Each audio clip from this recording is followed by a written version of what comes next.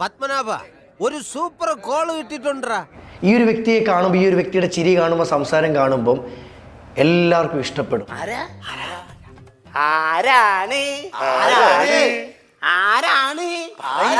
സ്വാഗതം ചെയ്യാം നിതാര. നമസ്കാരം. ഹായ്, നമസ്കാരം.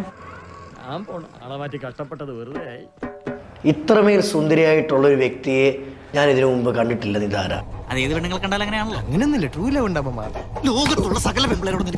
അഭിഷേക് എന്ന നിതാര ഒരു സ്ത്രീയാന്ന് തോന്നി തുടങ്ങിയത് എപ്പോഴായിരുന്നു? എന്റെ കൂടെ പഠിക്കുന്ന സ്റ്റുഡൻസിൽ നിന്ന് എനിക്കുണ്ടായ അനുഭവം എന്നൊക്കെ പറയുന്നത്, നടന്നു പോകുന്ന വഴിക്ക് എന്റെ ബ്രസ്റ്റിൽ കയറി പിടിക്കുകയും ഇതെന്താടാ ഇങ്ങനെ വളർന്നിറങ്ങുന്നത് എന്നൊക്കെ ചോദിച്ച് എന്നെ കളിയാക്കിയൊക്കെ ചെയ്യുമായിരുന്നു. പിന്നെ ഞാൻ നടന്നു പോകുമ്പോ എന്റെ പിറകിൽ നിൽക്കുന്ന ആൾക്കാരെല്ലാം എന്നെ തന്നെ വാച്ച്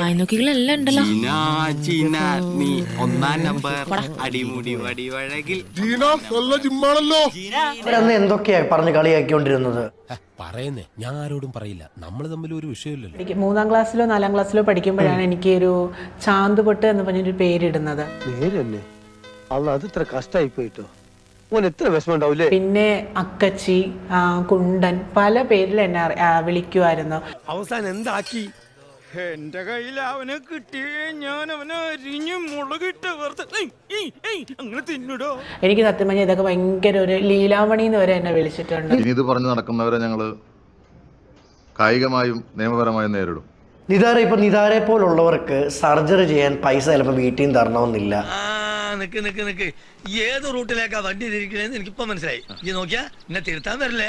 പക്ഷെ നിതാരെ സംബന്ധിച്ച് നിതാരയ്ക്ക് ഫ്രണ്ട്സ് ഉണ്ടായിരുന്നു, ആളുകളുണ്ടായിരുന്നു. ഇതൊന്നും ഇല്ലാത്ത വ്യക്തികള് സെക്സ് വർക്ക് ചെയ്തിട്ടാണോ സർജറിക്കുള്ള പൈസ ഉണ്ടാക്കുന്നത്? എടി പെണ്ണെ, നിന്റെ ചാട്ട എങ്ങോട്ടാണെന്നൊക്കെ എനിക്ക് മനസ്സിലാവുന്നുണ്ട്. ആ വെള്ളം അങ്ങ് വാങ്ങി വെച്ചേക്ക്. സെക്സ് വർക്ക് ചെയ്തും സർജറിക്കുള്ള പൈസ ഉണ്ടാക്കിയിട്ടുണ്ട്. തോന്നി അതങ്ങനെ വരൂ, അതങ്ങനെ സംഭവിക്കൂ. എക്സ്പോസ് ചെയ്ത് വീഡിയോ ചെയ്ത സമയത്ത് മനസ്സിൽ തട്ടിയ ഏറ്റവും വലിയ കമന്റുകൾ എന്തൊക്കെയായിരുന്നു?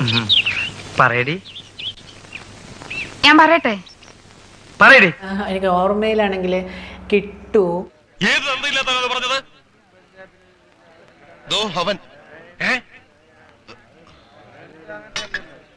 റേറ്റ് എത്രയാ, ഇന്ന് എത്ര പേര് ഒക്കെ ഒരു ജാതി അലവലാദികളാ. നീ അത് കാര്യാക്കണ്ട. ഇവനൊക്കെ എന്ത് ചെയ്യണമെന്നറിയാവോ? വെടി വെച്ച് കൊല്ലണം. മാത്തച്ഛൻ എന്ത് പറയുന്നു? അതാ ചെയ്യണ്ട.